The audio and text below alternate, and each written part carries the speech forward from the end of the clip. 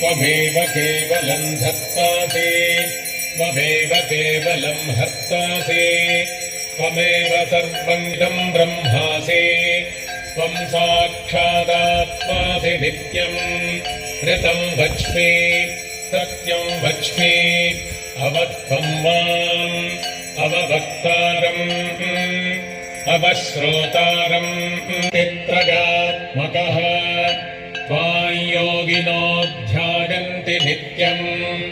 त्वम् ब्रह्मा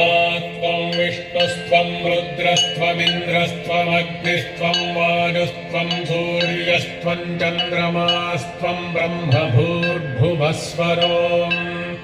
गणादिम् पूर्वमुच्चार्य वर्णादिम् तदनन्तरम् अनुस्वारस्परतरः अर्धेन्दुलसितम् तारेण रुद्धम् एतत्तव मनुस्वरूपम् गकारस्तूर्ध्वरूपम् अकारो मध्यमरूपम् स्वारश्चान्त्यरूपम् बिन्दुरूपम् नादः सन्धानम्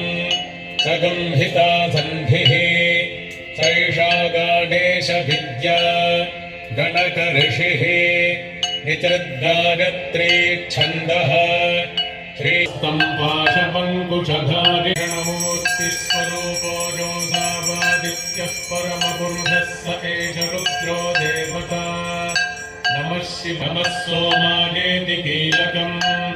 श्रीसाम्ब परमेश्वर प्रीत्यर्थे जपे विनियोगः